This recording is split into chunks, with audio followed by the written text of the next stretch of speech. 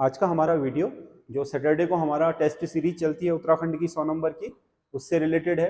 इसमें 100 क्वेश्चन है, 20 हिंदी, 20 उत्तराखंड और 20 आपका जनरल स्टडी और रीजनिंग जो भी है उसका। तो ये जो 100 नंबर का पेपर है इसको आप पहले पीडीएफ से हमारे प्राप्त कर लें। संजय देव, आपको मैं पीडीएफ जो हमारा इसका पीडीएफ आप हमारे टेलीग्राम चैनल से प्राप्त कर लें। वो होगा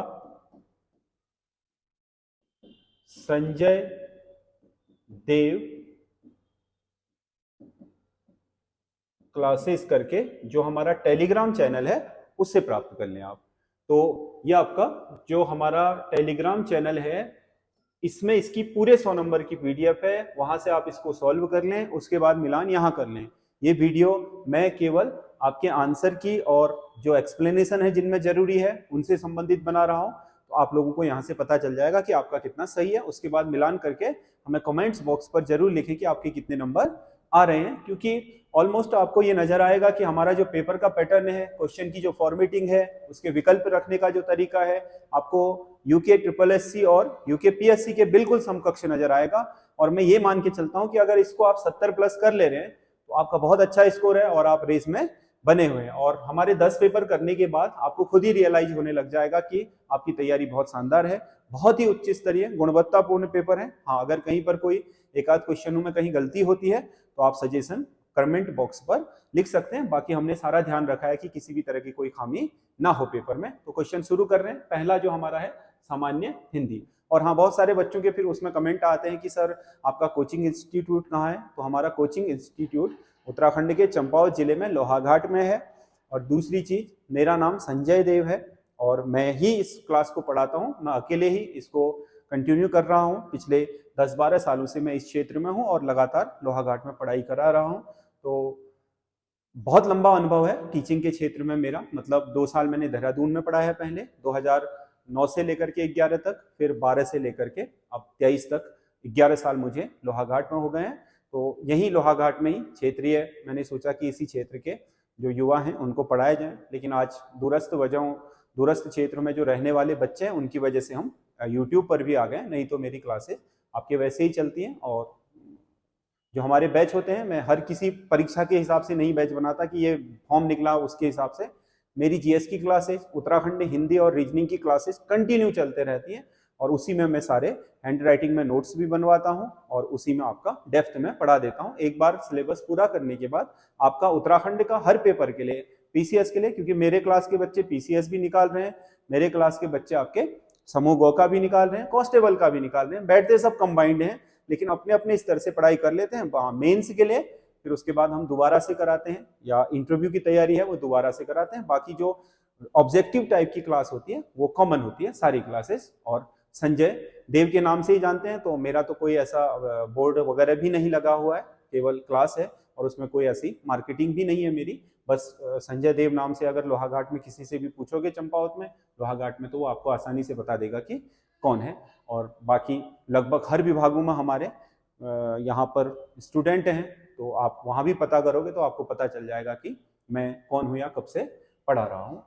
निम्नलिखित विकल्पों में से सकर्मक क्रिया का चयन कीजिए। ये है तो सभी क्रियाएं, लेटना भी क्रिया है, छूटना भी क्रिया है, पिघलना भी क्रिया और तड़पाना भी क्रिया है। लेकिन सकर्मक कैसे पहचाने? सकर्मक पहचानने का काम सिंगल क्रिया में ये होता है कि वो क्रिया किसी चीज के द्वारा कराई जा रही हो। तो ये सब होने वाली क्रिया है खुद से। ये तड़पाना क्या है? एक प्रेरणार्थक क्रिया है। तो इसमें आपका ये सकर्मक क्रिया भी होगी, क्योंकि इसमें आपका केवल तड़प नहीं है बल्कि तड़पाना है। अगला, अवधी भाषा का उद्गम किस अभ्रंश से हुआ है? अवधी, अवधी पूर्व की तरफ की हिंदी का है, तो पूर्वी हिंदियों का उद्गम अर्धमागधी से हुआ है, ये आपको पता होगा। अगला क्वेश्चन है, हिंदी भाषा के विकास के लिए निर्देशों का उल्लेख संविधान के किस अनुच्छेद में है? हिंदी भाषा के विकास के लिए जो निर्देश दिए गए हैं संविधान के अनुच्छेद 351 में दिए गए हैं कि हिंदी भाषा का जो आपका विकास है वो राज्य करेगा। राज्य का मतलब सरकारें जो भी हैं, केंद्र की, राज्य की, स्थानीय, उनके विकास के लिए कार्य करेंगी। निम्नलिखित में से कौन सा एक कोमल तालव्य है? कोमल तालव्य, कोमल तालव्य हम कंठ व्यंजनों को भी बोलते हैं, यानी कि कंठ व्यंजन जो हमारे आपके कंठ से निकलने वाले हैं। कौवर्ण के सारे, कौवर्ग के सारे वर्ण, क ख ग घ ङ, ये 5 के 5 वर्ण आपके कोमल तालव्य होते हैं, तो इनमें से कोमल तालव्य का मतलब कंठ व्यंजन से है, ये ध्यान में रखिएगा। तो इसमें से को आपका कोमल तालव्य है। अगला, निम्नलिखित में से कौन सा एक छंद का अर्थ नहीं है? अनेकार्थी शब्द है, छंद का अर्थ छल भी होता है, बहाना भी होता है और काव्य भी होता है, उपाय नहीं होता है, तो इसका सही आंसर है उपाय। अगला क्वेश्चन है, जो जन्म लेते ही गिरकर मर जाए, उसके लिए एक शब्द क्या होगा? जो जन्म लेकर गिरकर मर जाए उसे बोलते हैं आदंडपात, जो आते ही गिर करके मर गया हो। किस एक शब्द में द्रव्यवाचक संज्ञा है? द्रव्यवाचक संज्ञा उन वस्तुओं के लिए प्रयोग में लाई जाती है जिन वस्तुओं को हम एक या दो में विभाजित करने के बजाय उसे माप तोल में करते हैं। एक या दो में, एक या अनेक में विभाजित करें तो एक होगी, तो सीधी सी बात है वो व्यक्तिवाचक संज्ञा है। एक से अधिक एक ही प्रकार की होंगी तो जातिवाचक है। लेकिन जहां पर हमें एक या अनेक करने में कंफ्यूजन होता है वहां पर हम क्या कर लेते हैं? द्रव्यवाचक, माप तोल से करते हैं। तो इनमें माप तोल करने वाली जो आपकी चीज है वो है पानी, तो द्रव्यवाचक संज्ञा होगी पानी में। अगला क्वेश्चन है, कौन सा शब्द स्त्रीलिंग है? ये शब्द आपके सारे दिए हैं, इसमें से आग, आग बुझ गई, आग बुझ गई, तो इसमें क्या आया? गई, यानी कि स्त्रीलिंग है, यहीं पर मिल गया। पानी पी लिया पुल्लिंग, दूध पी लिया पुल्लिंग, मक्खन खा लिया पुल्लिंग, खा ली नहीं, पानी पी ली नहीं, या दूध पी ली नहीं, क्योंकि ये सब पुल्लिंग शब्द है। ये क्या है? स्त्रीलिंग। वह पुस्तक पढ़ चुका है, वाक्य में कारक होगा, वह पुस्तक पढ़ चुका है। अब आप देख रहे हो इस पूरे वाक्य में कारक चिन्ह है ही नहीं, तो कारक कैसे पहचाने? मैंने क्या बोला? कारक चिन्ह नहीं हो। पिछले वीडियो में हमारे हिंदी के मैंने बोला था कि कारक चिन्ह यदि नहीं हो तो फिर या तो वो कर्ता होता है या फिर कर्म कारक होता है उस वाक्य में। लेकिन यहां पर क्या होगा? कर्ता कारक होगा। वो कैसे? क्योंकि वह कोई भी वाक्य जो भूतकाल और वर्तमान काल के संदर्भ में बोला जाता है, भूतकाल के संदर्भ में बोला जाता है, उसमें आपका एक तो कर्ता के साथ ने का लोप हो जाता है। जैसे हम इसी बात को वर्तमान में कहते हैं कि उसने पुस्तक पढ़ी, या उसने पुस्तक पढ़ ली। ऐसा अगर हम बोलते तो ने लग जाता, उस वह की जगह क्या हो जाता? उस ने हो जाता। तो ने क्या होता? कर्ता कारक होता, कर्ता ने। तो वह की जगह ने क्यों आ गया? क्योंकि ये क्या है? भविष्य, भूतकाल की बात कर रहा है, चुका है। जहां पर वाक्य में लोप हो और किसी क्रिया के साथ, कर्म के साथ चुका है आए, तो वहां पर कर्ता होता है। मोहन अपने थैले में कुछ लाया था। कुछ क्या होगा पूछ रहा है, तो कुछ थैले में लाया है। मोहन अपने थैले में कुछ लाया, तो अगर लाया है तो सीधी सी बात है कि ये लाना क्या है? क्रिया। और कुछ कह रहा है तो ये क्या बनेगा? क्रिया की विशेषता। क्रिया की विशेषता किसमें होती है? क्रिया विशेषण में। तो यहां पर कुछ क्या हो जाएगा? क्रिया विशेषण। वैसे थैले में कुछ है कहता, लाया है की जगह मोहन के थैले में कुछ है, तो यहां क्रिया नहीं होती तो ये कुछ हो जाता सर्वनाम। क्यों हो जाता? क्योंकि कुछ है, मान लो बॉल है, केले हैं, बिस्किट है, कुछ होता तो वो संज्ञा के बदले प्रयोग किया गया होता। लेकिन यहां संज्ञा के बदले तो प्रयोग में लाया जा रहा है, लेकिन बता क्या रहा है? क्रिया की विशेषता। लाना क्या है? क्रिया। इसीलिए ये यहां पर क्रिया विशेषण होगा, सर्वनाम नहीं, ध्यान रखिएगा। अगला, ग्रामीण लोग प्रायः कृषि कार्य करते हैं, तो ग्रामीण शब्द में कौन सा विशेषण होगा? ग्रामीण। ग्रामीण क्या है? किसी का गुण है। ग्रामीण होना क्या है? किसी का गुण, किसी की स्थिति है, तो ये आपका गुणवाचक विशेषण होगा। सदाचार शब्द में कौन सी संधि होगी? सत धन आचार, इसमें होगी आपका, देखो इसमें क्या आया? तो आया, इसमें वो आया, एक जगह क्या आया है? आपका व्यंजन आया है और दूसरी जगह स्वर आया है। तो किसी भी एक जगह पर व्यंजन आता है तो वो व्यंजन संधि होती है, क्योंकि विसर्ग तो है नहीं, तो दोनों जगह स्वर आना जरूरी है स्वर संधि के लिए, तो ये व्यंजन संधि होगी। और इसका नियम भी बता देता हूं, यदि किसी व्यंजन संधि में पहले पद का अंत पांचों वर्णों के स्पर्शी व्यंजनों के पहले वर्ण में हो, क, चौ, जो भी है, क, चौ, टौ, तो और प पहले वर्ण में हो, और उसके बाद दूसरे पद का आरंभ किसी स्वर में हो, तो ये प्रायः अपने ही किस में बदल जाता है? तीसरे वर्ण में।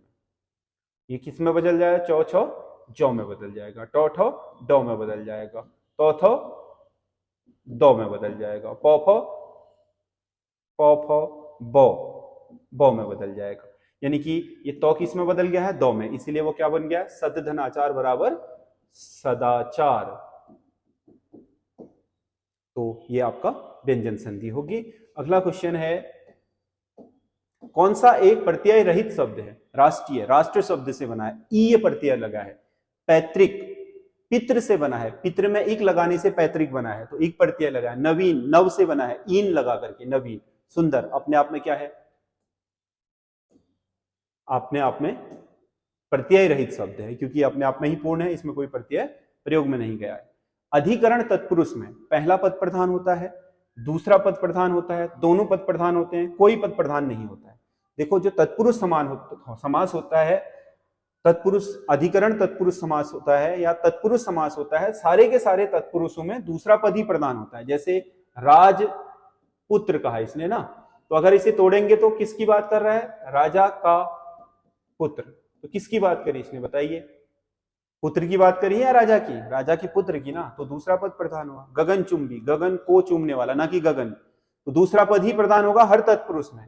जैसे अधिकरण तत्पुरुष में क्या है, घुड़ सवार, मान लो एक वाक्य लिखा आपने घुड़सवार, अगर हम इसे तोड़ेंगे तो क्या होगा ये बताइए, घोड़े पर सवार।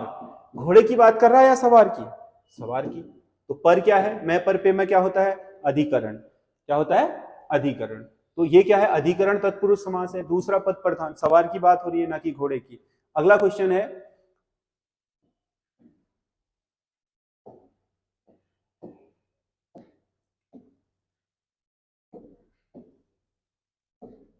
जिस वाक्य से किसी कार्य या बात करने का बोध होता है, सामान्य रूप से मैंने कहा मैं जा रहा हूं, मैं खाना खा रहा हूं, मैं किताब पढ़ता हूं, किसी भी तरह की बात करने या चीजों को बताने का बोध होता है, तो वो विधिवाचक वाक्य होता है। आज्ञावाचक में आज्ञा देने का होता है, यहां से जाओ, खड़े हो जाओ। और इच्छावाचक में काश ऐसा हो जाता, ये मेरी इच्छा है, आप ऐसे। संकेतवाचक में किसी एक चीज का होना दूसरी चीज पर निर्भर करता है, जैसे बारिश होती तो आज ठंडक पड़ जाती, तो ठंडक पड़ने की जो आपकी चीज है वो बारिश होने पर निर्भर करती है। जैसे आपका काल में आपका हेतु हेतु मत होता है, किसी एक चीज का होना दूसरे पर निर्भर करता है। संकेतवाचक वाक्य वैसे ही होते हैं। विधिवाचक, जिसे सामान्य बोलचाल में हम जिन वाक्यों का प्रयोग करते हैं वो विधिवाचक ही होते हैं। विधिवाचक में अगर क्या, अगर आज्ञावाचक होगा तो सीधी सी बात है कि उसमें आज्ञा का भाव होगा। इच्छावाचक है तो इच्छा का भाव, ये सामान्य भाव से होते हैं।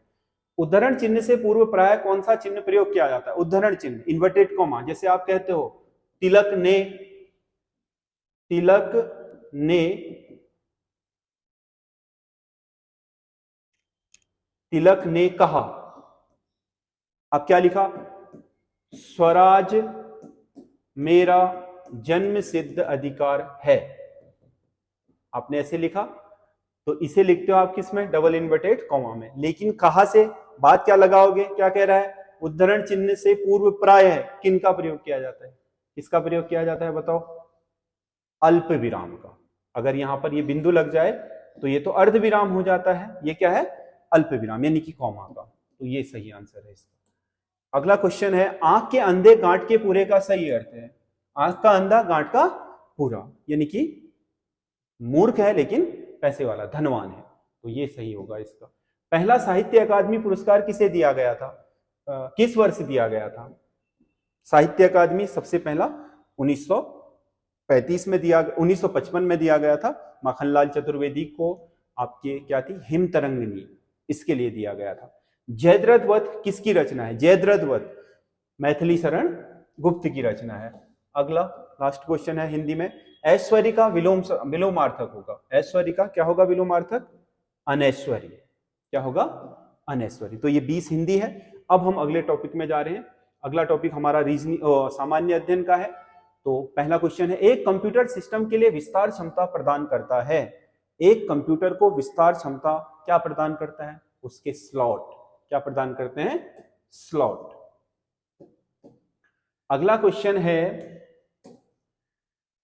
किसी कार्यक्रम या एल्गोरिदम के सचित्र प्रतिनिधित्व को क्या कहा जाता है, किसी कार्यक्रम या एल्गोरिदम का जो आपका चित्र सहित प्रतिनिधित्व होता है उसे क्या बोलते हैं, क्या बोलते हैं, फ्लो चार्ट, क्या बोलते हैं, फ्लो चार्ट। अगला क्वेश्चन है, एमएस वर्ड में, एमएस वर्ड उदाहरण है ए ऑपरेटिंग सिस्टम का, एप्लीकेशन सॉफ्टवेयर का, प्रोसेसिंग डिवाइस का और इनपुट डिवाइस का।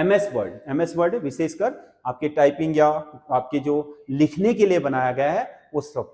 जो कार्य विशेष के लिए बनाए गए सॉफ्टवेयर हैं, जैसे टैली है अकाउंटिंग के लिए है, जैसे आपका एमएस वर्ड है आपका किसी पैरा को लिखने के लिए है, जैसे आपका एमएस एक्सेल है वो भी आपका अकाउंटिंग के लिए है। तो किसी कार्य विशेष के लिए बनाए गए सॉफ्टवेयर को क्या बोलते हैं हम? एप्लीकेशन सॉफ्टवेयर बोलते हैं। किसी भी कार्य विशेष के लिए बनाया गया सॉफ्टवेयर एप्लीकेशन सॉफ्टवेयर कहलाता है। इंटरनेट पर आपका स्टैंडर्ड प्रोटोकॉल क्या होता है? इंटरनेट का स्टैंडर्ड प्रोटोकॉल क्या है? इंटरनेट पर जो स्टैंडर्ड प्रोटोकॉल होता है वो होता है टीसीपी/आईपी, यानी कि ट्रांसमिशन कंट्रोल आपका प्रोटोकॉल। ट्रांसमिशन कंट्रोल प्रोटोकॉल ये इंटरनेट प्रोटोकॉल का सबसे स्टैंडर्ड आपका प्रोटोकॉल है। अगला करंट अफेयर्स से है, आर्टेमिस 2 अभियान द्वारा, अभी हाल ही में ये लॉन्च हुआ है, अभियान द्वारा चंद्रमा पर जाने वाली पहली महिला अंतरिक्ष यात्री बन गई है। चंद्रमा पर जाने वाली पहली महिला अंतरिक्ष यात्री कौन बनी है? Christina Koch. अगला क्वेश्चन है, किस राजनीतिक दल की राष्ट्रीय पार्टी की मान्यता समाप्त नहीं हुई? अभी आपको पता है हाल ही में 3 राष्ट्रीय राजनीतिक दलों की राष्ट्रीय मान्यता समाप्त करी है और एक को दिया है। आपको तो दिया है, बाकी तृणमूल कांग्रेस ममता बनर्जी की खत्म हो गई है, भारतीय कम्युनिस्ट पार्टी जो बंगाल में है वो खत्म हो गई है, राष्ट्रवादी कांग्रेस पार्टी यानी कि जो शरद पवार की एनसीपी है उसकी पार्टी की सदस्यता, पार्टी की राष्ट्रीय स्तर की सदस्यता खत्म हो गई। अब वो रीजनल पार्टी कहलाएंगी, राष्ट्रीय पार्टी नहीं कहलाएंगी, क्योंकि राष्ट्रीय पार्टी बनने के कई एडवांटेज हो जाते हैं किसी भी, क्योंकि चुनाव चिन्ह एक निश्चित हो जाता है, खर्चों की सीमा बढ़ जाती है और भी कई एडवांटेज है राष्ट्रीय पार्टी होने के। तो बहुजन समाजवादी पार्टी इसमें से नहीं है। जो मायावती की बहुजन समाजवादी पार्टी है फिलहाल उसका राष्ट्रीय जो आपका पार्टी का दर्जा है वो बना हुआ है। फीफा रैंकिंग 2022 में भारत को स्थान प्राप्त हुआ है, जो आपका वर्ल्ड का फुटबॉल फेडरेशन की जो आपकी रैंकिंग होती है उसमें भारत को 101वां स्थान मिला है। अगला क्वेश्चन है, 2022-23 में भारत का शीर्ष व्यापारिक साझेदार देश कौन सा बना है? 2022-23 में भारत ने सबसे ज्यादा जो विदेशी आयात निर्यात करा वो आपका सबसे ज्यादा मूल्य का अमेरिका के साथ करा। तो भारत का 2022-23 में सबसे बड़ा व्यापारिक साझेदार अमेरिका है। हाल ही में ऑस्ट्रेलिया के सर्वोच्च पुरस्कार ऑर्डर ऑफ ऑस्ट्रेलिया से सम्मानित किया गया है। ऑर्डर ऑफ ऑस्ट्रेलिया से सम्मानित किया है हाल ही में रतन टाटा को। यह ऑस्ट्रेलिया का सर्वोच्च सम्मान रतन टाटा को मिला है। भारत में पहला पाषाणकालीन उपकरण, ये हिस्ट्री शुरू हो गया, किस स्थान से खोजा गया? पहला पाषाणकालीन उपकरण खोजा गया था भारत में पल्लवरम, मद्रास में। यहीं से आपका पाषाणकालीन उपकरणों की खोज आरंभ हुई थी, पल्लवरम, मद्रास में। अगला क्वेश्चन है, यमन राजदूत हेलियोडोरस किसके दरबार में आया था? हेलियोडोरस यमन राजदूत किसके दरबार में आया था? भागभद्र, सुंग वंश का शासक था भागभद्र, इसके काल में आया था और इसने भागवत धर्म में अपनी आस्था प्रकट करते हुए विदिशा के जो गरुड़ स्तंभ है उसकी स्थापना करी थी। भू राजस्व वसूली हेतु भूमि को ठेके पर देने की प्रथा आरंभ की थी। भूमि को ठेके पर देने की जो प्रथा है वो आपका फिरोज शाह ने करी थी। इल्तुतमिश इक्ता लाया था, फिर जो आपका अलाउद्दीन खिलजिया उसने इक्ता प्रथा को पुनः खालसा भूमि में बदल दिया और उसके बाद फिरोज शाह तुगलक ने उसे ठेके पर देने का काम कर दिया। स्थानीय लोगों को ठेके पर दे करके उनसे अपना पैसा रख लिया, बाकी उनका कमीशन फिक्स कर दिया। अगला क्वेश्चन है, फर्रुखसियार ने अंग्रेजों को व्यापारिक शाही फरमान किस वर्ष प्रदान किया था? फर्रुखसियार ने जो व्यापारिक फरमान दिया था वो 1707 ईस्वी में दिया था। ये व्यापारिक फरमान बहुत ही इंपॉर्टेंट है क्योंकि इसके बाद अंग्रेजों को भारत में निर्बाध रूप से आयात और निर्यात करने की स्वतंत्रता मिल गई। इससे पहले आपका बहुत सारे अंग्रेज अधिकारी आए थे, जिसमें 1608 में आपका कैप्टन हॉकिंस को भेजा गया था जहांगीर के दरबार में, उसे नहीं दिया शाही फरमान। 1615 में आपका टॉमस रो आया था, उसे नहीं दिया गया। उसके बाद 1717 में जॉन सुरवन आया था, उसको दे दिया गया। तो उसके बाद अंग्रेजों का व्यापार शुरू हुआ। इसके बाद तो आपको पता है अगले 40 साल में आपके 1757 तक उन्होंने प्लासी के युद्ध तक की नौबत खड़ी कर दी थी, यानी कि इतना ज्यादा अपना मुनाफा कमा करके अपने को शक्तिशाली भारत में बना लिया था। 1857 की क्रांति के समय ब्रिटिश प्रधानमंत्री कौन थे? जिस समय भारत में 1857 का विद्रोह हुआ उस समय पामस्टन आपके ब्रिटेन के प्रधानमंत्री थे। विवेकानंद द्वारा किस क्षेत्र में अधिक कार्य नहीं किया गया? विवेकानंद ने धार्मिक क्षेत्र में किया, धर्म का तो मेन फोकस था। सामाजिक सुधार में उनका बहुत बड़ा योगदान है। भारत की संस्कृति के विस्तार के क्षेत्र में उनका योगदान है। राजनीतिक क्षेत्र में उन्होंने बहुत ज्यादा दिलचस्पी नहीं दिखाई या उन्हें समय ही नहीं मिल पाया इस क्षेत्र में काम करने का। वह महाद्वीप जो भूमध्य रेखीय पेटी में सर्वाधिक क्षेत्र बनाता है। भूमध्य रेखीय पेटी में सर्वाधिक क्षेत्र बनाने वाला महाद्वीप है अफ्रीका। दक्षिण अमेरिका का भी है, अमेजॉन बेसिन बहुत बड़ा है, लेकिन कॉन्गो जायरे बेसिन और उसके ऊपर का जो सवाना बेसिन है वो बहुत बड़ा क्षेत्र है जो अफ्रीका में आता है। अगला क्वेश्चन है, ओस उदाहरण है। ओस जो पड़ी रहती है सुबह, वो आपका संघनन का उदाहरण है। जब आपका पृथ्वी में आपका रात्रि में टेम्परेचर कम हो जाता है तो जो वायुमंडल की नमी होती है वो तल पर ही आपके एक दूसरे के नजदीक आकर के बूंदों में परिवर्तित हो जाती है, जो हमें आपके नमी के रूप में सुबह छोटी छोटी बूंदों के रूप में घासों के ऊपर दिखाई देती है। तो इसका सही आंसर है संघनन। सही आंसर है संघनन। अगला, बर्फ का विशाल पिंड जो हिमरेखा पार करके नदी की घाटियों तक सरकता है। नदी की घाटियों तक सरकने वाली जो चीज है उसे हम बोलते हैं ग्लेशियर, यानी कि घाटी ग्लेशियर। यह आपका हिमरेखा से कई नीचे तक घाटी में बहता हुआ दिखाई देता है। कुछ इंच ही सरकता है लेकिन बहता हुआ दिखता है। ये अपने साथ बहुत सारा अपर्दन भी करता है उस क्षेत्र में मिट्टी का। अगला, तूतीकोरिन बंदरगाह किस राज्य में स्थित है? तूतीकोरिन बहुत ही एडवांस बंदरगाह है। एन्नौर बंदरगाह और तूतीकोरिन बहुत एडवांस बंदरगाह हैं। कहाँ के? तमिलनाडु के। एन्नौर तो पूरा कंप्यूटराइज सबसे पहले वही हुआ था, और तूतीकोरिन भी बहुत एडवांस बंदरगाह है जिसमें आधुनिक मशीन और उपकरणों से लोडिंग अनलोडिंग की जाती है। कौन सा वृक्ष उष्णकटिबंधीय पतझड़ वनों में नहीं पाया जाता? उष्णकटिबंधीय पतझड़ वन, यानी कि 6 महीने जिनमें आपके पत्तियां होती हैं, 6 महीने नहीं, साल तो इसका प्रमुख पौधा है। शीशम भी है, टीक भी है, ये एक ही जलवायु के पौधे हैं, सभी मानसूनी, यानी कि 6 महीने वृक्ष। मोहगनी नहीं है, मोहगनी है, रबर है, और आपका जो कुनैन है, ये जो वृक्ष होते हैं ये आपके वर्षा वनों के होते हैं, यानी कि जहां साल भर आपके पत्तियां धारण करते हैं और बड़ी पत्तियां धारण करते हैं। तो इसका सही आंसर मोहगनी होगा। अगला क्वेश्चन है, ये आपका भूगोल से है। निम्नलिखित में से किस खनिज उत्पादन में राजस्थान को एकाधिकार है? यानी कि उस खनिज का उत्पादन भारत में अन्यत्र कहीं नहीं होता है, तो वो सीसा और जस्ता है। ये तांबे में भी है, परंतु तांबा मध्य प्रदेश में भी आपका उत्पादित किया जा रहा है, तो सीसा और जस्ता इसमें सही आंसर है। भारतीय संविधान में निहित दर्शन की सर्वश्रेष्ठ अभिव्यक्ति हुई है। भारतीय संविधान किस तरीके का बिहेवियर रखता है, इसकी सर्वश्रेष्ठ अभिव्यक्ति किसमें हुई है? प्रस्तावना में। प्रस्तावना से पता चल जाएगा कि भारतीय संविधान का मूल ढांचा या उसका जो व्यवहार है वो कैसा है। अगला क्वेश्चन है, मौलिक अधिकारों के निर्माण की प्रक्रिया को संविधान में सर्वाधिक प्रभावित करने वाला व्यक्ति था। संविधान निर्मात्री सभा में मौलिक अधिकारों को प्रभावित करने वाला सबसे महत्वपूर्ण व्यक्ति कौन था? बी.एन. राव। ये संवैधानिक सलाहकार थे बी.एन. राव। ये बहुत पढ़े लिखे व्यक्ति थे, बहुत जानकार व्यक्ति थे। इनका प्रभाव सबसे ज्यादा दिखाई देता है मौलिक अधिकारों के निर्माण के प्रक्रिया में, क्योंकि भीमराव अंबेडकर तो ड्राफ्ट कमेटी के अध्यक्ष थे, उन्हें तो पूरा संविधान ही तैयार करना था, लेकिन जो मौलिक अधिकारों के निर्माण में सबसे ज्यादा प्रभाव दिखाई दिया है वो बी.एन. राव का। प्राथमिक शिक्षा का उल्लेख किस में नहीं हुआ है? प्राथमिक शिक्षा मौलिक अधिकारों में है 21 को, मौलिक कर्तव्य में भी है 51, जो कौ में आपके मौलिक कर्तव्य है 11वां, उसमें नीति निर्देशक तत्व में भी है 45 में, और 46 में भी आपकी शिक्षा का है, परंतु वो पिछड़े वर्गों के लिए। प्रस्तावना में कहीं पर शिक्षा की बात नहीं हुई है, तो इसका सही आंसर प्रस्तावना होगा। अगला क्वेश्चन है, केंद्र राज्य संबंधों का उल्लेख संविधान की किस अनुसूची में है? केंद्र राज्य संबंधों का उल्लेख भारतीय संविधान की 12 अनुसूचियों में से 7वीं अनुसूची में, जिसमें आपका तीनों सूचियों का उल्लेख किया गया है, संवर्ती सूची, संघ सूची और राज्य सूची। राष्ट्रपति के प्रत्याशी को जमानत बचाने के लिए कितने मत प्रदान प्राप्त करना आवश्यक होता है?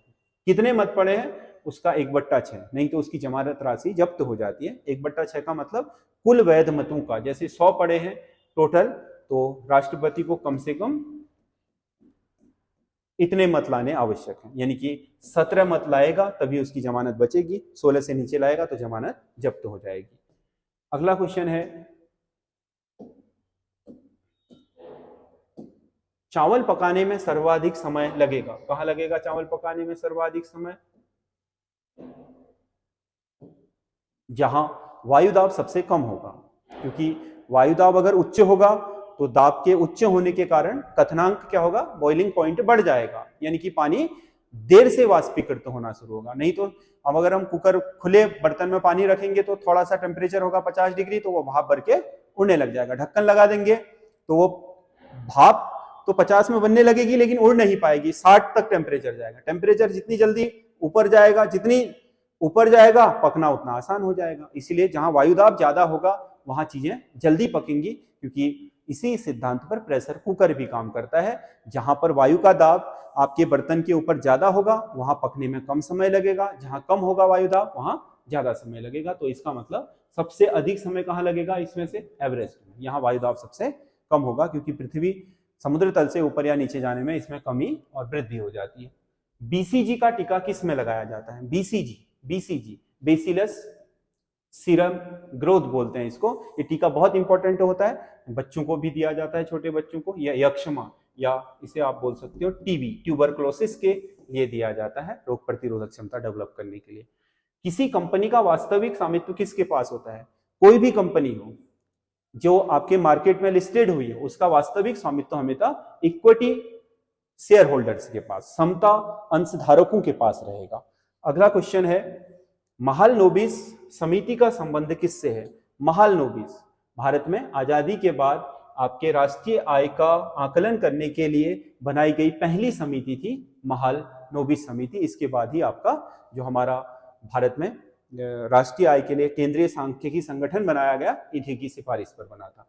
यदि ए का अर्थ गुणा, बी का अर्थ भाग, सी का अर्थ प्लस और डी का अर्थ माइनस हो तो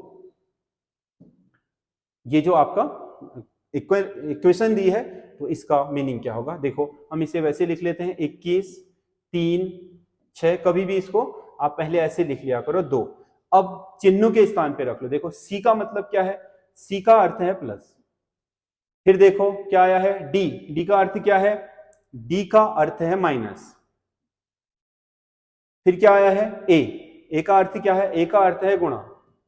फिर क्या आया लास्ट में? बी, बी का अर्थ क्या है? बी का अर्थ है भाग। तो ये बन गई इक्वेशन, हमने रख लिया जिसके स्थान पर जो मांगा है। अब बताओ सबसे पहले सॉल्व क्या होगा? भाग। 2 में इसका भाग दोगे तो कितना? 4। फिर क्या सॉल्व होगा? गुणा। 6 गुणा 24 बराबर 6 गुणा 4 बराबर 24। फिर क्या सॉल्व होगा? प्लस। तो ये माइनस का चिन्ह है इसके आगे। ये 21 में अगर 3 जोड़ोगे तो ये भी क्या बन जाएगा? 24। 24 में से 24 घटाओगे 0। इसका आंसर क्या होगा? 0। अगला क्वेश्चन है, जिस प्रकार ट्रैफिक का संबंध है रोड से उसी प्रकार दिए गए विकल्पों में से सही संबंध होगा। कार गैराज, कार गैराज में खड़ी है, ट्रैफिक चल नहीं रहा है। खून नस, ये बिल्कुल सही है। जिस प्रकार आपके ट्रैफिक चलता है रोड पर वैसे ही खून दौड़ता है नसों में। अगला क्वेश्चन है, नीचे दी गई श्रृंखला के स्थान पर होगा 11, 42, 93, 64, 164। तो इस श्रृंखला में अगला पद क्या होगा? अगर हम इसको देखें तो ना तो ये इसमें गुणा की सीरीज बन रही है, ना भी इसमें वर्ग की सीरीज बन रही है, ना ही क्यूब की सीरीज बन रही है, कुछ नहीं। इसमें करा क्या है देख लीजिए। जो अंतिम वर्ण है मतलब इकाई का अंक है, उस इकाई का अंक का वर्ग है इधर वाला। 1 का वर्ग 1, 2 का वर्ग 4, 3 का वर्ग 9, 4 का वर्ग 16। तो देख लो अब 5 का वर्ग आना चाहिए। 5 का वर्ग कितना होगा? 25। तो देख लीजिए 5 का वर्ग कितना होगा? 25। तो इसका सही आंसर क्या होगा? सी। बहुत ही महत्वपूर्ण क्वेश्चन है। अगला देख लीजिए, निम्नलिखित आकृतियों में से कौन सी आकृति भिन्न है? इनमें से कौन सी आकृति भिन्न है? अब बहुत सारे लोग ये मत कर दीजिएगा कि ये स्वर है, तो ये भी स्वर है, फिर ये भी तो स्वर से नहीं है। देखो 3 रेखाओं वाली है। ए 3 रेखा, एन 3 रेखा, एच 3 रेखा, ई में कितनी है? 4 रेखाएं। तो इसका सही आंसर क्या होगा? बी, अन्य से जो भिन्न है। किसी संख्या का 3/5 भाग संख्या के 40% से 40 अधिक है तो वह संख्या क्या होगी? माना संख्या बराबर, माना संख्या क्या है? x। क्या कह रहा है? उस संख्या का 3/5, x का 3/5 भाग उसी संख्या के 40%। x के कितना? 40%। प्रतिशत में लिखना है तो बट्टा 100 कर देते हैं। से 40 अधिक है, यानी कि ये इक्वल करने के लिए यहां क्या ज्यादा है? 40 ज्यादा है। बन गई इक्वेशन। अब इसे सॉल्व कर लो। 3x/5 बराबर, इसे काट लेते हैं, 2 से और कट जाएगा 5। ये क्या बन गया? 2x/, 5। अब प्लस क्या आ गया 40। अब इसको हम यहां ले जाते हैं,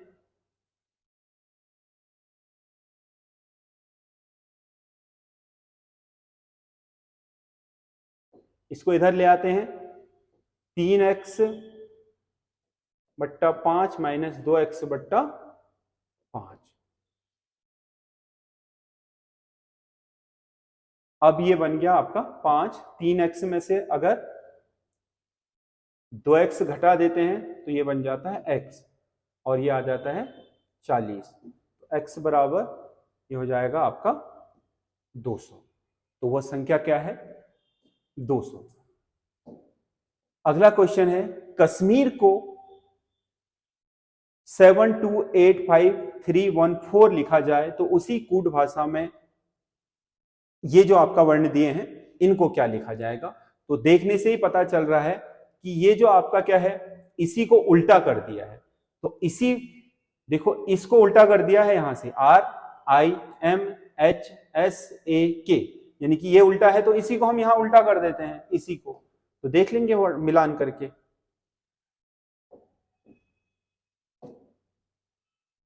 देखो मिलान करके देख लेते हैं। तो इसको उल्टा लिख देते हैं 413587, यानी कि डी इसका सही आंसर है। मिल गया। कौन सा एक विषम है, बुलबुल, मैना, गौरैया, बाज।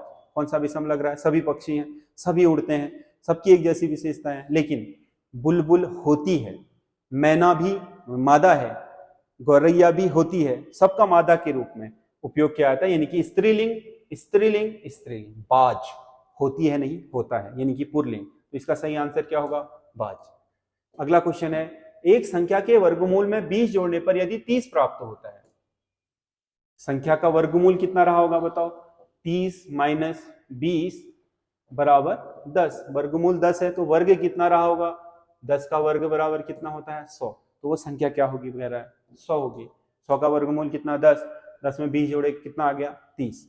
वीणा के पिता डॉक्टर है, डॉक्टर साहब के भाई का पुत्र का चचेरा भाई संजय है। अब क्या कह रहा है, वीणा के पिता डॉक्टर है, डॉक्टर साहब के भाई यानी कि वीणा के चाचा के पुत्र का चचेरा भाई संजय है, यानी कि वीणा का भाई है संजय। संजय के एकमात्र बहनोई के पिता वीणा के कौन है। संजय अगर वीणा का भाई है तो संजय का बहनोई कौन होगा, ये आपका वीणा का पति होगा, क्योंकि वीणा इसकी बहन है तो वीणा का पति है। तो बहनोई के पिता यानी कि वीणा के पति के पिता वीणा के क्या होंगे पूछ रहा है, तो क्या होंगे बताओ, ससुर। अगला क्वेश्चन है, सूरज पूर्व दिशा में 80 किलोमीटर गया, 18 किलोमीटर गया, कहां की ओर, पूर्व की ओर। कितना चला पूर्व की ओर, पूर्व दिशा कौन सी है ये, कितना गया 18 किलोमीटर। वहां से बाएं मुड़ा, बाएं कौन सा, उधर की तरफ, लेफ्ट ये राइट। 9 किलोमीटर गया और फिर बाएं मुड़कर 18, एक बार पुनः 18 आ गया। तो बताइए वो अपने आरंभिक स्थान से कितनी दूरी पर है। ये तो क्या बन गया आयत, तो जितनी दूरी ये है उतनी दूरी ये भी होगी, यानी कि 9 किलोमीटर, यानी कि ये सही है। अगला क्वेश्चन है उत्तराखंड का। 1791 गढ़वाल आक्रमण के समय गोरखों की सहायता किसने की थी। देखो जब कुमाऊं जीत लिया था गोरखों ने, तो अगला चरण में उन्होंने गढ़वाल पर आक्रमण किया। तो उस समय कहा जाता है कि गोरखों को बुलाया था किसने, हरक देव ने। किसने बुलाया था, हरक देव, हर्षदेव जोशी जी ने बुलाया था उन्होंने। अगला, गोरखा काल में लिया जाने वाला भूमिकर था। गोरखा काल में लिया जाने वाला भूमिकर, गोरखा काल में भूमिकर को बोलते थे पुगाड़ी। ये हर किसी से लिया जाने वाला भूमिकर था। भारत के पहले मेथोडिस्ट चर्च की स्थापना 1858 में नैनीताल में किसने की थी। नैनीताल में स्थापित जो चर्च है मेथोडिस्ट, वो आपका भारत का पहला है। इसकी स्थापना की थी विलियम बटलर ने। अगला क्वेश्चन है, दिए गए आश्रमों में से हाल ही में किसे आध्यात्मिक ध्यान केंद्र बनाने की घोषणा हुई। अभी मुख्यमंत्री ने आध्यात्मिक ध्यान केंद्र बनाने की घोषणा करी है, डोल आश्रम। ये आपका जो डोल आश्रम है वो है अल्मोड़ा जिले में, अल्मोड़ा जिले में है।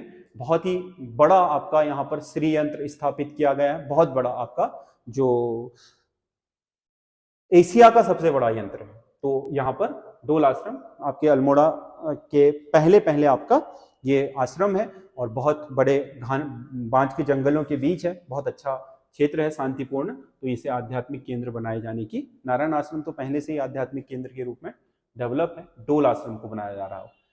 केदारनाथ में अन्नकूट भूतज मेला किस दिन लगता है? केदारनाथ में शिव का जो आपका अन्नकूट भूतज मेला लगता है वो लगता है रक्षा बंधन के दिन, रक्षा बंधन के दिन, यानी कि जो आपका पूर्णिमा होती है उस दिन। उत्तराखंड में कृषि प्रोत्साहन नीति कब लाई गई? उत्तराखंड में कृषि प्रोत्साहन नीति लाई गई थी 2008 में, 2008 में आई थी कृषि प्रोत्साहन नीति। अगला क्वेश्चन है, जंगलों के किनारे स्थित भूमि को कहा जाता है? उत्तराखंड में जंगलों के किनारे स्थित जो भूमि है उसे सेटलमेंट में क्या कहा गया था? विकेट बंदोबस्त में इजरान। पराक्रमो विजयते, पराक्रमो विजयते किस रेजिमेंट का स्लोगन है? कुमाऊं रेजिमेंट का। अगला क्वेश्चन है, 20 मई 2023 को सतत भूमि प्रबंधन उत्कृष्ट केंद्र की स्थापना उद्घाटन किन केंद्रीय मंत्री भूपेंद्र यादव ने किस स्थान पर की? यह किया है आपका हाल ही में देहरादून में।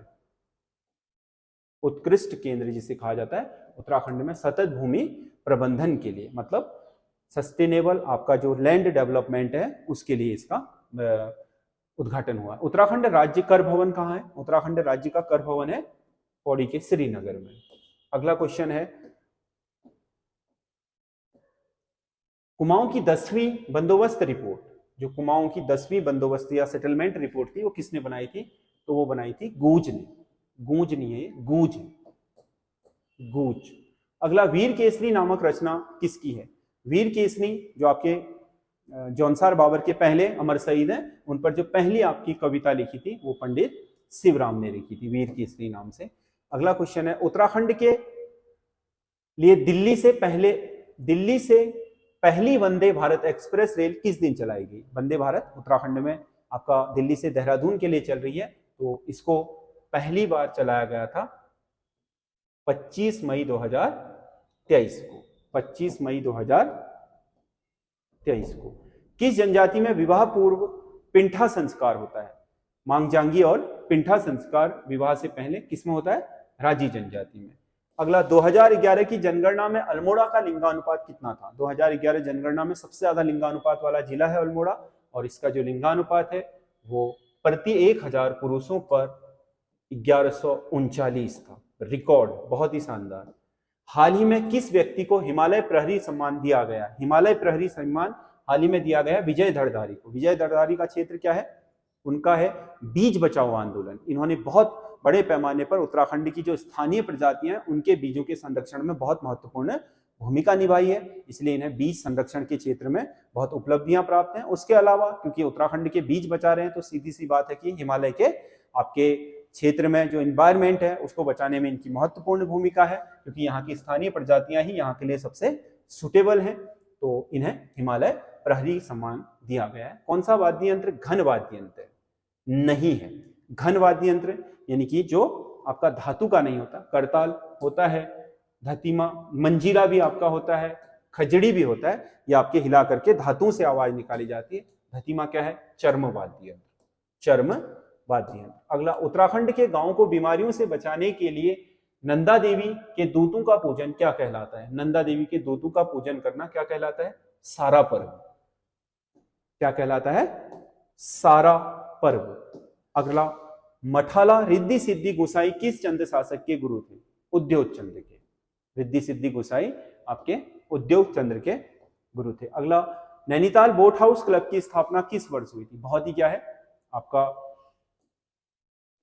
एरिस्टोक्रेट, यानी कि एक तरीके से संभ्रांत क्लब माना जाता है भारत का। भारत के क्लबों में से वो है बोट हाउस, जो आपके नैनी झील के ऊपरी किनारे पर है। तो इसकी स्थापना हुई थी 1890 में। उत्तराखंड पर्यटन नीति 2023 को किस वर्ष तक के लिए तैयार किया गया है? उत्तराखंड पर्यटन नीति जो 2023 लाई गई है वो 2030 तक लागू रहेगी। मलारी के समाधानों का संबंध किस जिले से? मलारी कहाँ है? चमोली में। सीधे से क्वेश्चन है उत्तराखंड में, बहुत कठिन नहीं है। हाँ, मिक्सर सब तरह का है आपके जो पूछे जाते हैं वो। निम्नलिखित में से किसका संबंध कला क्षेत्र से नहीं है? कला क्षेत्र से कौन नहीं है? मौलाराम है, भैरवदत्त जोशी भी हैं, अनूप शाह भी हैं, सबकी कला क्षेत्र से संबंधित हैं। देवीदत्त पंतम नहीं है, ये शिक्षाविद रहे और बाद में फिर आपको पता है यूकेडी उत्तराखंड क्रांति दल के जो संस्थापक अध्यक्ष हैं वो रहे थे। निम्नलिखित में से किसे उत्तर का केरल कहा जाता है? उत्तर का केरल किसे बोलते हैं? हरिद्वार को। उत्तर का केरल किसे कहा जाता है? हरिद्वार को। अगला क्वेश्चन है, कौन सा एक मंदिर अल्मोड़ा में स्थित नहीं है? अल्मोड़ा में विभांडेश्वर है, बिल्कुल है, विभांडेश्वर मंदिर द्वाराहाट में, सोमनाथ मंदिर रानीखेत में, रामशिला मंदिर भी रानीखेत की तरफ कोई है, आपका उल्का देवी मंदिर नहीं है, ये पिथौरागढ़ में है ये मंदिर। केदारनाथ वन्यजीव अभयारण्य का कुल क्षेत्रफल कितना है? केदारनाथ वन्यजीव अभयारण्य उत्तराखंड में स्थित अभयारण्यों में सबसे बड़ा वन्यजीव अभयारण्य है, यानी कि वाइल्ड लाइफ सेंचुरी है। इसका जो आपका क्षेत्रफल है 957 वर्ग किलोमीटर है। उत्तराखंड के किस जिले में टीन धातु के निक्षेप पाए गए हैं? टीन धातु उत्तराखंड के एक ही जिले में टीन के निक्षेप है और वो है चमोली जिले में, वो है चमोली में। टीन धातु केवल चमोली में है। बर्मी बुग्याल किस जिले में स्थित है? बर्मी बुग्याल, बर्मी बुग्याल आपका रुद्रप्रयाग में है। उत्तराखंड के पर्वतीय वनों में पाई जाने वाली मिट्टी को कहा जाता है? पर्वतीय वनों की जो आपकी मिट्टी होती है, अम्लीय मिट्टी, उसे कहा जाता है पाटजोल, उसे कहा जाता है पाटजोल। टेरा रोसा आपको पता है ये कॉफी की मिट्टी है, ब्राजील के चाय बागानों में। चरनोजेम आपके यूरेशिया की जो स्टेपी घास के मैदान है उनमें पाई जाने वाली मिट्टी है। और रेगुर काली मिट्टी का एक नाम है जो आपके दक्षिण ट्रैप में पाई जाती है। किस नदी का उद्गम देववन हिमानी से होता है? देववन हिमानी, इनमें से कौन सी नदी निकलती है? विष्णुगार, यानी कि धौली गंगा पश्चिम भी कह सकते हो। इसका उद्गम देववन हिमानी से होता है और विष्णुप्रयाग में अलकनंदा से मिल जाती है। उत्तराखंड का पहला दुग्ध संघ किस स्थान पर स्थापित हुआ था? उत्तराखंड का पहला जो दुग्ध संघ है वो आपका स्थापित हुआ था हल्द्वानी में, ये पहला दुग्ध संघ था राज्य का। अगला क्वेश्चन है, फूलों की घाटी को राष्ट्रीय उद्यान किस वर्ष घोषित किया गया?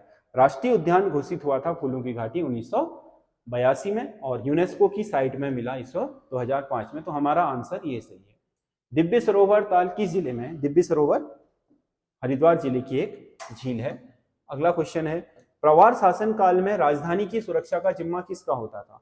पवारों का जो राजधानी का संरक्षक आपका अधिकारी होता था उसे बोलते थे गोलदार। ईंटों पर उत्कीर्ण लेखों के लिए कौन सा स्थान जाना जाता है? ईंटों पर लेखों के लिए बड़वाला देहरादून है, यमुना घाटी में ही है ये भी। बाकी देवलगढ़ है, कोलसारी है, वो तो आपके मूर्ति लेखों के लिए जाने जाते हैं। गोपेश्वर मंदिर लेख के लिए प्रसिद्ध है। देहरादून घाटी की लंबाई कितनी है? सबसे बड़ा दून है देहरादून, इसकी चौड़ाई तो 24 से 32 किलोमीटर है, कहीं 32 हो जाती है कहीं 24, लेकिन इसकी लंबाई है आपका 75 किलोमीटर। यहाँ ऋषिकेश से शुरू होती है, उधर आपका जो यमुना नदी है विकास नगर में, वहां तक पूरी जाती है। उत्तराखंड में सर्जित सबसे नया नगर निगम कौन सा है? नहुआ नगर निगम उत्तराखंड में जो सबसे रिसेंटली 2021 में जिसकी घोषणा हुई है वो है आपका श्रीनगर। ये पहला पर्वतीय होगा, उत्तराखंड का नहुआ होगा। उत्तराखंड में बसगाल किसे कहा जाता है? उत्तराखंड में वर्षा ऋतु को क्या बोलते हैं? बसगाल या चौमास, क्या बोलते हैं? बसगाल या चौमास, इसे बोला जाता है। उत्तराखंड राज्य में कौन सी कृषि प्रचलित नहीं है? उत्तराखंड राज्य में कौन सी कृषि प्रचलित नहीं है? कंटूर, कंटूर होती है, कंटूर को क्या समोच्च कृषि बोलते हैं? दो काल्पनिक समान ऊंचाई वाली रेखाओं पर, हल्की रेखा पर कृषि करना कंटूर कहलाता है। काटिल, काटिल भी है उत्तराखंड में, जो आपका भोटिया जनजाति द्वारा स्थानांतरित कृषि की जाती है उसे काटिल कहते हैं। सीढ़ीदार तो यहाँ की क्या है? सबसे महत्वपूर्ण कृषि है पहाड़ों की। खील नहीं है तो खील स्थानांतरित कृषि का नाम ही, लेकिन हमारे उत्तराखंड में खील नहीं कहा जाता। उत्तराखंड में क्या बोलते हैं? काटिल बोलते हैं भोटिया लोग। टिहरी परियोजना से कितने क्षेत्रफल पर सिंचाई होती है? टिहरी परियोजना से जो कुल सिंचित क्षेत्रफल है वो 2.7 लाख हेक्टेयर है, यानी कि 2.7 लाख हेक्टेयर भूमि को टिहरी का जो स्टोरेज है उससे पानी दिया जाता है सिंचाई करने के लिए। तो ये हमारे 100 क्वेश्चन है।